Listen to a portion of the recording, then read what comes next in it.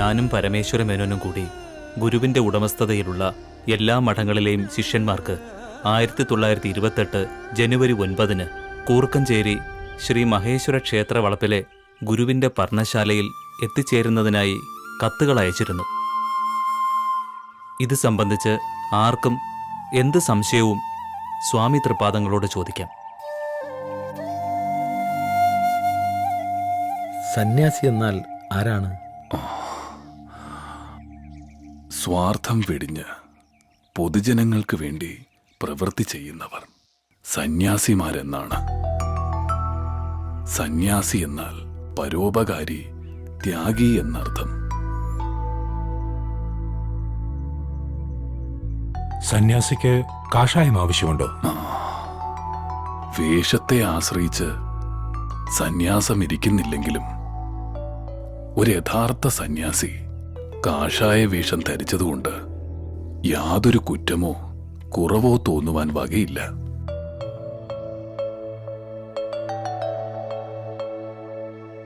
സ്വാമി തൃപാദങ്ങൾ പറഞ്ഞതാണ് ശരി. വേഷമില്ലാതിരുന്ന കാര്യങ്ങൾ ഒരു നെറിയും കുറിയും ഇല്ലാതായി പോകുന്നതിനും ഇടയുണ്ട്. ഒരു രാജാവിന് കിരീടം വേണമെന്ന് കരുതുന്നത് പോലെ ഒരു സന്യാസിക്ക് സന്യാസവേഷം യോജിച്ചതായി കരുതാം. രാജാവല്ലാത്ത ഒരാൾ കിരീടം ധരിച്ചാൽ അയാൾ രാജാവാവില്ലല്ലോ. ത്യാഗികളായ സന്യാസിമാരുടേത് മാത്രമായൊരു സംഘടന ഉണ്ടാക്കണമെന്ന ആഗ്രഹം സ്വാമിക്ക് മുമ്പേ ഉണ്ടായിരുന്നു. അത് പലപ്പോഴും പ്രകടിപ്പിച്ചിട്ടുമുണ്ട്. ഈശ്വരവിശ്വാസികളായ എല്ലാ മതവിഭാഗക്കാർക്കും ഗുരു ശിഷ്യത്വം നൽകി. മറ്റൊരു ഗുരുക്കന്മാരും ഇങ്ങനെ ചെയ്തിട്ടില്ല. ധർമ്മസംഘത്തിൽ അംഗമായിരിക്കുന്നതിന് വേണ്ടുന്ന യോഗ്യത ത്യാഗമാണെന്നും കാഷായ വസ്ത്രമല്ലെന്നും സ്വാമി വ്യക്തമാക്കിയിട്ടുണ്ട്. ഏണസ്റ്റ് ക്ലാർക്കെന്ന് ഇംഗ്ലീഷുകാരൻ അംഗമാകാൻ വന്നപ്പോഴും പഴയ പേരും വസ്ത്രധാരണവും സന്യാസവേഷമെന്ന് കരുതി ഉപയോഗിക്കാനാണ് ഗുരു നിർദ്ദേശിച്ചത്.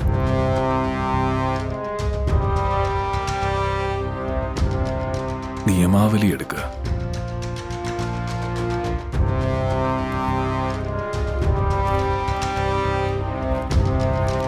സ്വാമി,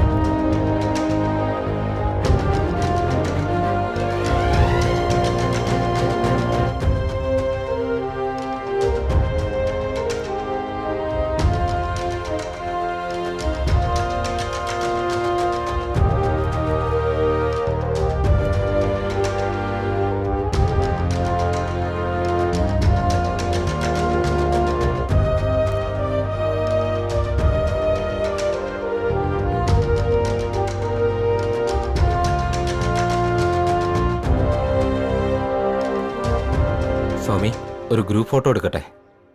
ആയിക്കോ. അങ്ങോട്ട് നിന്നോളൂ. ആ, അങ്ങോട്ട്. ആ, അവിടെ.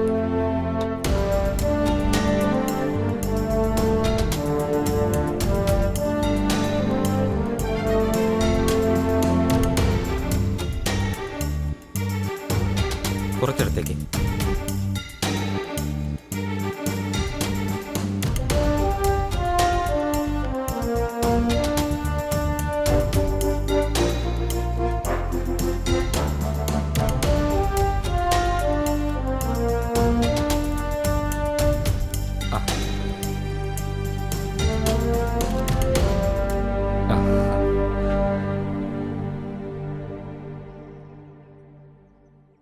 എന്താ സമയവും മുഖങ്ങളും പതിഞ്ഞു കിട്ടിയോ? കിട്ടി സ്വാമി.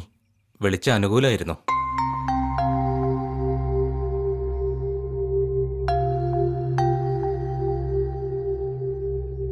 ധർമ്മത്തിന് ച്യുതി സംഭവിക്കുന്നിടത്ത് കരുത്താകാനും വഴിതെറ്റിപ്പായുന്ന സമൂഹത്തെ നേർവഴിക്ക് നയിക്കാനും ആത്മീയതയിലൂടെ വെളിച്ചം പകരാനും കഴിയണം. ഒരുവന്റെ മനസ്സിനുള്ളിൽ വെളിച്ചം വയ്ക്കാനും കഴിയണം. അങ്ങനെ വെളിച്ചം വയ്ക്കാൻ ആത്മീയതയുടെ അഗ്നിയുണ്ടെങ്കിലേ കഴിയൂ.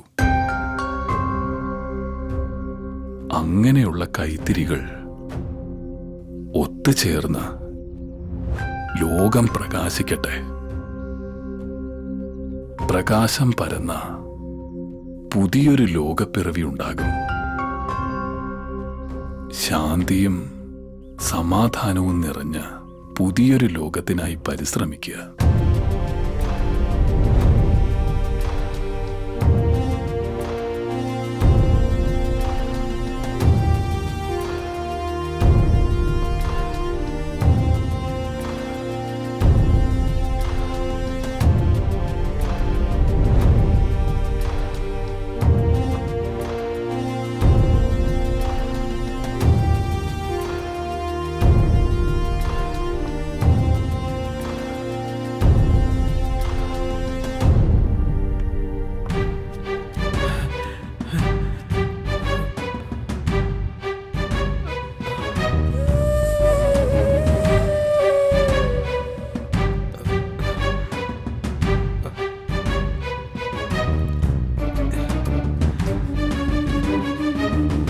അല്ല, ഭൈരവൻ ശാന്തിയെ ക്ഷേത്ര പരിസരത്തൊന്നും കണ്ടില്ലല്ലോ. എന്തു പറ്റി? 2 ദിവസമായി ഊണുറക്കവും ഇല്ലേ? പേരിൽ മാത്രമേ ഇപ്പൊ ശാന്തിയുള്ളൂ. അകം നീറുകയാണ്. അതിനെന്തിനാ കരയുന്നേ?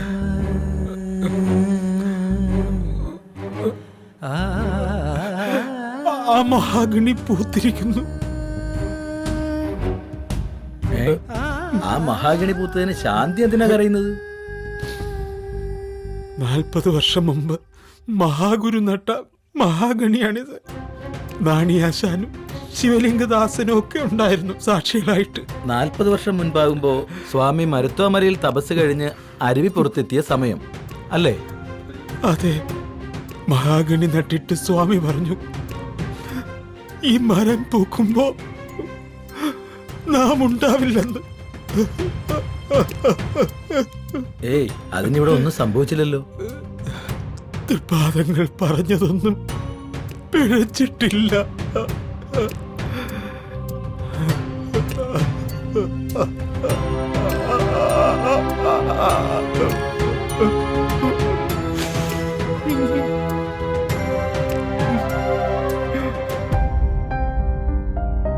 Please come. സ്വാമി, നമസ്തേ സ്വാമിജി.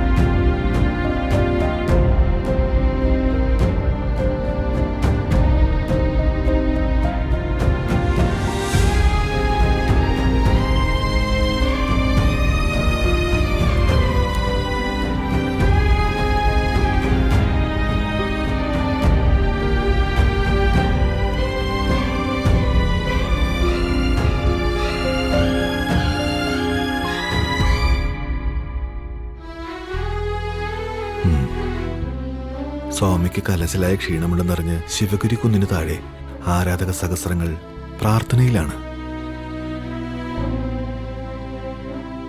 പലരും തൃപ്പാദങ്ങളെ ദർശിക്കണമെന്ന് ശഠിക്കുന്നു. ചിലർ കരയുന്നു. നമുക്കിപ്പോ നല്ല ശാന്തതയാണ്.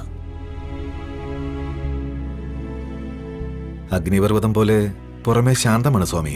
എല്ലാ വിഷമതകളും എല്ലാ വേദനകളും സ്വാമി ഉള്ളിൽ ഒതുക്കുന്നു. ഡോക്ടർ രാമൻ തമ്പിയും കൃഷ്ണൻ തമ്പിയും മാറി മാറി ചികിത്സിക്കുന്നുണ്ട്. ചാവാർക്കോട്ട വൈദ്യന്മാരുടെ ഭക്തിപൂർവമായ ശുശ്രൂഷ, മാമി വൈദ്യരുടെ ആയുർവേദം, വയസ്കര മൂസിന്റെ കഷായവും, പിന്നെ ഡോക്ടർ സോമർവെല്ലും കിട്ടാവുന്ന എല്ലാ ചികിത്സയും. ഈ കാണിക്കുന്നതെല്ലാം വെറും കള്ളമാണേ. ആരും വിശ്വസിക്കരുതേ, ഒന്നുമില്ല. ചില നേരം നമ്മുടെ ഭൈരവൻ കാലഭൈരവൻ തന്നെ. ചില നേരം അമ്മേ അമ്മയെന്ന് വേദനയമർത്തി കരയും. അടുത്ത നിമിഷം പൊട്ടിച്ചിരിപ്പിക്കുന്ന ഫലിതങ്ങൾ. ഇങ്ങനെ ഒരു ആചാര്യനെ പറ്റി കേട്ടിട്ടേയില്ല. ഡോക്ടർ കഴിഞ്ഞ ദിവസം പറഞ്ഞല്ലോ ആചാര്യന്മാർക്ക് പിടിപെട്ട ദീനത്തെക്കുറിച്ച്. അയ്യപ്പനും കേട്ടതല്ലേ? കേട്ടു സ്വാമി. ശങ്കരാചാര്യർക്ക് ഭഗന്തരം എന്ന കഠിന രോഗം, ശ്രീരാമകൃഷ്ണ പരമഹംസർക്ക് തൊണ്ടയിൽ ക്യാൻസർ, രമണ മഹർഷിക്ക് മുതുകിൽ ക്യാൻസർ. അവരെല്ലാം സൂര്യനെ പോലെ എല്ലാ ഇരുട്ടും മാറ്റും. മറയ്ക്കാൻ വരുന്ന മേഘങ്ങളെ നോക്കി ചിരിക്കും. തുഞ്ചൻ പാടിയിട്ടില്ലേ കാലമാകുന്ന പെരുമ്പാമ്പിനെ പറ്റി? അണു മുതൽ അണ്ടകടാഹം വരെ വിഴുങ്ങും. നമ്മെയും രാഹു ഗ്രസിച്ചു. ഇനി പോകണം.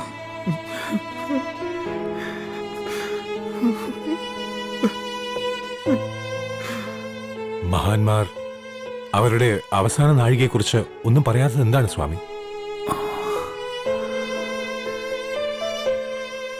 മരണത്തെപ്പറ്റി ആരും മുൻകൂട്ടി പറയരുത്.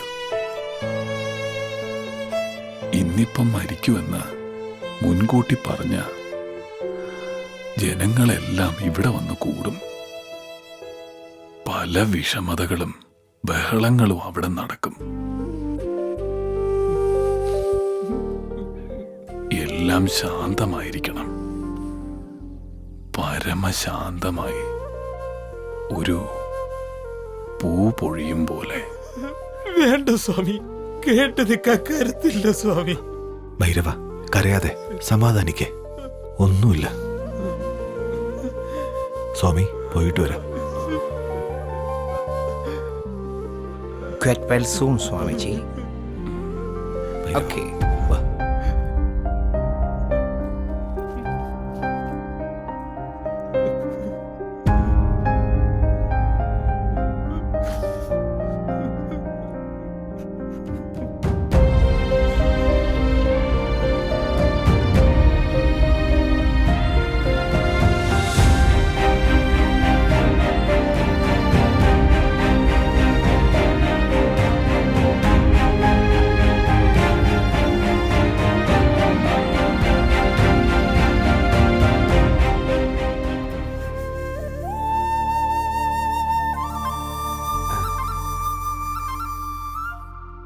ഇരിക്കൂ. ഏയ് വേണ്ട. ഇരിക്ക്.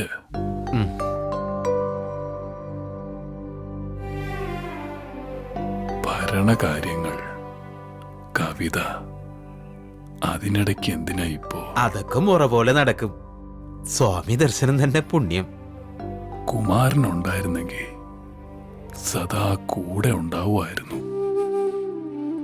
എഴുതാനിരിക്കുമ്പോഴൊക്കെ ഹൈമോദ ഭൂവിലും രേവാ നദിക്കരയിലും നെയ്യാർ തീരത്തും ഒക്കെ ഉലാത്തും പോലെ തോന്നും. 2 ജന്മം കൊണ്ട് പോലും തീരാത്തതല്ലേ കുമാരു ചെയ്ത കാര്യങ്ങൾ.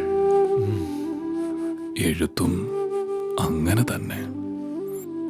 ദീനം എങ്ങനെയുണ്ട് സ്വാമി? നാം മുഖാമുഖം കാണാറില്ല.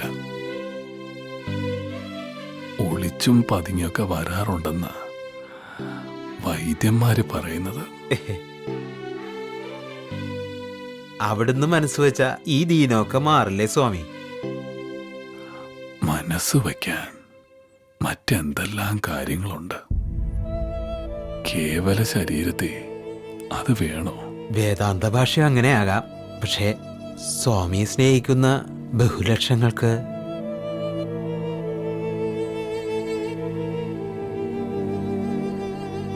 സ്വാമിയെ കാണാൻ സദാ തിരക്ക് തന്നെ. കൊടിൽ തൊട്ട് കൊട്ടാരത്തിലുള്ളവർ വരെ. പർവ്വതത്തിന്റെ പൊക്കം കൂടുന്തോറും കാണികളുടെ ആരാധനയും കൂടും. ദീനമുണ്ടെന്ന് പോലും തോന്നില്ല. കളിയും തമാശയും തന്നെ.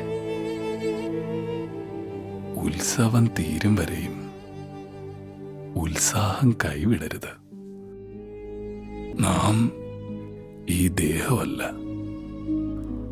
ആനന്ദകഥമായ അഖണ്ഡ ബോധമാണെന്ന് കരുതിയാ മതി. പരമാനന്ദമായിരിക്കും.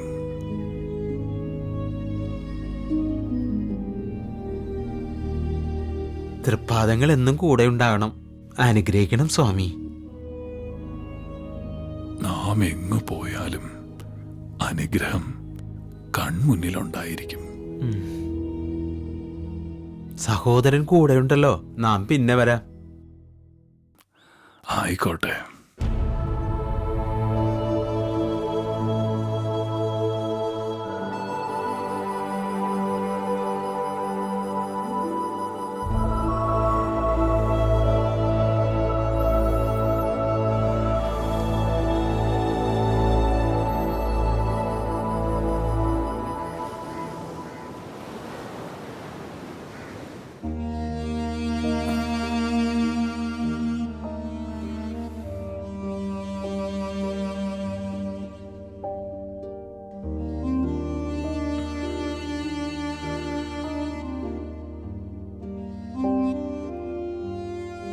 ചൂടൽപ്പം കുറഞ്ഞല്ലോ കിഴിക്ക്. ചൂട് കൂടുമോ എന്ന് പേടിച്ചാ? ഒന്നൂടെ. അഗ്നി ഭഗവാൻ ആളത്ര തണുപ്പനല്ല. പിന്നെ മിതത്വം നല്ലതാ. ഒരു പത്രത്തിൽ ലേഖനം വന്നിരിക്കുന്നു. സ്വാമിയുടെ അസുഖമാണ് വിഷയം. അങ്ങനെയോ? നമ്മുടെ രോഗവും അച്ചടി വിഷയമായോ? ഞാൻ വായിച്ച ഉടനെ അത് വലിച്ചു കീറി തീയിലിട്ടു. അത് വേണ്ടായിരുന്നു. വലിച്ചു കീറിയാലോ കത്തിച്ചാലോ ആശയമില്ലാതാവോ? എഴുതിയ ആളിനെ കൈ കിട്ടിയിരുന്നെങ്കിൽ അത്രയ്ക്ക് സങ്കടമായിപ്പോയി. പാവം, അസുഖം ഇതൊന്നും അറിയുന്നില്ല. എഴുതിയ ആളിനൽപ്പം ആശ്വാസം കിട്ടിക്കാണും. ആയിരിക്കാം. പക്ഷേ രോഗിയെ കളിയാക്കുന്നത് ക്രൂരതയല്ലേ സ്വാമി? പത്രത്തിൽ രോഗം മാറട്ടെ എന്നെഴുതിയ നമ്മുടെ രോഗം മാറുമോ വൈദ്യരെ? അതില്ല. എങ്കിലും സാമാന്യ മര്യാദയില്ലേ ഏതിനും? എന്താ ലേഖനത്തിന്റെ ഉള്ളടക്കം? സ്വാമി അസാധാരണത്വമുള്ള യോഗിയോ സിദ്ധനോ ആണെങ്കിൽ ഇങ്ങനെ ക്ലേശിക്കേണ്ടി വരുമോ എന്ന്. ഇത്രയേ ഉള്ളോ? നമ്മെ സന്ദർശിക്കാൻ വരുന്ന പലരും ഇക്കാര്യം മനസ്സിൽ പറയുന്നുണ്ടാവും. ഞാനും വിചാരിക്കാറുണ്ട്. സ്വാമിക്ക് ഈ രോഗം മാറ്റാൻ അരക്ഷണം പോലും വേണ്ട. പ്രകൃതി തന്ന വസ്ത്രമല്ലേ ശരീരം. അത് നനച്ചാ നനയും, ഉണക്കാനിട്ട ഉണങ്ങും, കത്തിച്ച കത്തിയെരിയും. അത്രയേ ഉള്ളൂ വൈദ്യരെ. ഞങ്ങൾ വൈദ്യന്മാര് സ്വാമിയെ സന്ദർശിക്കാൻ വരുന്നവർക്കെല്ലാം ചില വിലക്കുകൾ വെച്ചിട്ടുണ്ട്. സ്വാമിക്കത് ഇഷ്ടമല്ലെങ്കിലും അതും ഇനി ലേഖനമാകുമോ എന്തോ. അതും ലേഖനമാവട്ടെ, നമുക്കും രസിക്കാമല്ലോ.